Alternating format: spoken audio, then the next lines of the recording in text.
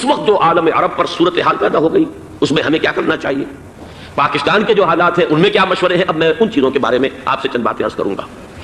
پہلی بات تو یہ ہے کہ مشرق وسطیٰ کے مسئلے میں اس کے پس منظر کو سمجھ لینا چاہیے۔ ہمارے بہت سے احباب جو ہے وہ فوری طور پر وقتی صورتوں کو، جیسے کہ حالات و واقعات ہوتے ہیں، صرف انہی کے اعتبار سے رائے قائم کرتے ہیں، چیزوں کا پس منظر جو ہے نگاہوں کے سامنے رہنا چاہیے۔ اس صدی کا ایک مختصر سا نقشہ ذہن میں رکھیے۔ یہ 20ویں صدی کے آغاز کے وقت، جسے ہم پورا کہتے ہیں مڈل ایسٹ، بلکہ صرف مڈل ایسٹ نہیں، پورا شمالی افریقہ سلطنت عثمانیہ کا حصہ تھا، خلافت عثمانیہ۔ لیبیا، الجزائر، مصر، پورا حجاز، یمن، پورا عراق، شام، اور یہ شام ہی کے حصے ہیں در حقیقت، اردن اور لبنان، یہ سب یہ شام عرب، عراق عرب، یہ پورا علاقہ خلافت عثمانیہ یہ اس کا حصہ تھا۔ پہلی جنگ عظیم میں انگریزوں نے عربوں کو بغاوت پر آمادہ کیا، غداری پر آمادہ کیا، انہوں نے خلافت عثمانیہ کے خلاف بغاوت کی، بیج بوئے ان کے دلوں کے اندر نفرت کے، ابھارا انہیں کہ تم ترکوں کے غلام کیوں ہو، تمہیں خود حاکم ہونا چاہیے، تم کھڑے ہو جاؤ، ہم مدد کریں گے، تم بغاوت کرو، تم ان ترکوں کے خلاف ہماری مدد کرو، ہم تمہیں آزاد کر دیں گے، تم اپنے پاؤں پر خود کھڑے ہو جانا۔ یہ بہت ہی ہمارے لیے دردناک المیہ ہے اس پہلی جنگ عظیم کا۔ کرنل لارنس جیسا شخص، برطانوی استعمار، اور اس کے نتیجے میں عربوں نے بغاوت کی۔ اور اس قدر دردناک بات آپ کو بتا رہا ہوں، میں پہلی مرتبہ جب سن 62 میں حج کے لیے گیا مدینہ منورہ میں، ابھی وہ ریل کے انجن کھڑے ہوئے تھے۔ یہ ترکی کے زمانے میں، سلطنت عثمانیہ کے زمانے میں بغداد سے مدینے تک ریلوے لائن تھی۔ یہ پورا ایک عالم سلطنت عثمانیہ، صرف سلطنت نہیں، خلافت عثمانیہ، پوری ٹرینیں جو ہے ترکوں کی اڑائی گئی، ہزاروں ترکوں کو شہید کیا گیا، یہاں تک کہ صحن حرم میں شہید کیے گئے سینکڑوں ترک۔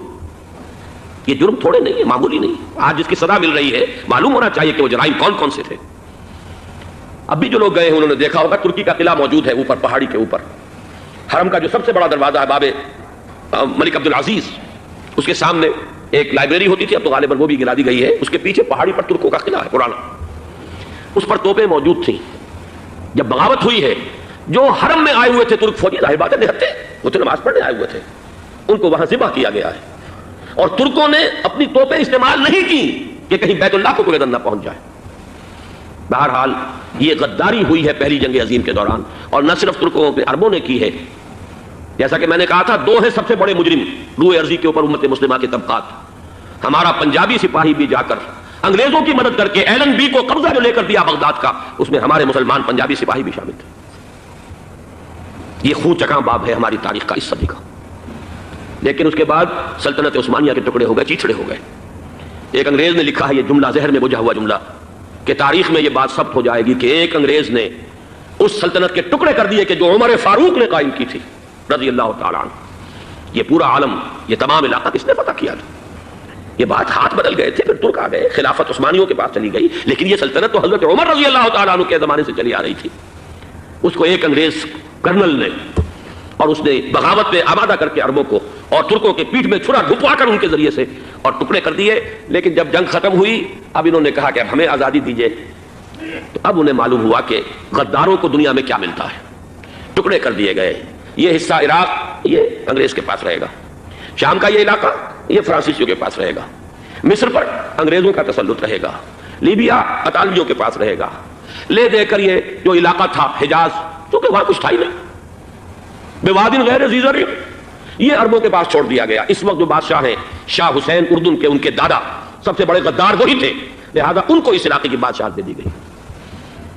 اس کے بعد نجد سے تحریک اٹھی ہے، وہ سعودی جو خاندان ہے وہ نجد سے اٹھا۔ نجد میں اس وقت کچھ بھی نہیں تھا، وہ تو صرف ریت کے تودے تھے اور کچھ بھی نہیں، لہذا ادھر کسی استعماری قوت کو دیکھنے کی ضرورت ہی نہیں تھی۔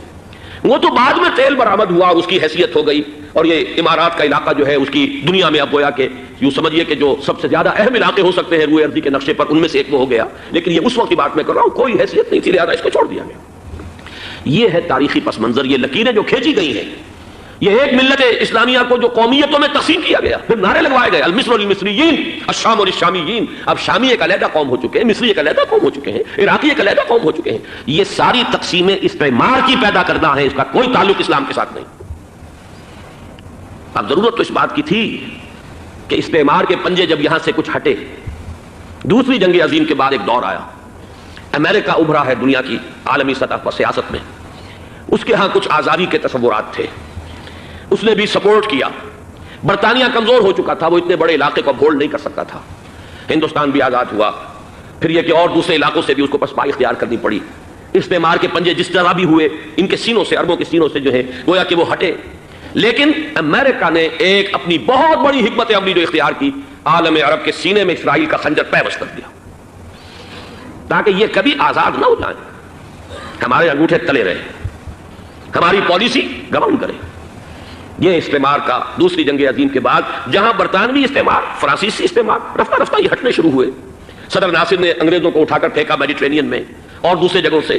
الجزائر نے آزادی حاصل کی فرانس سے، اطالویوں سے جو ہے لیبیا والوں نے آزادی حاصل کی. یہ ہو گیا، لیکن ایک خنجر پیوست کر دیا گیا اسرائیل کا سینہ عرب میں.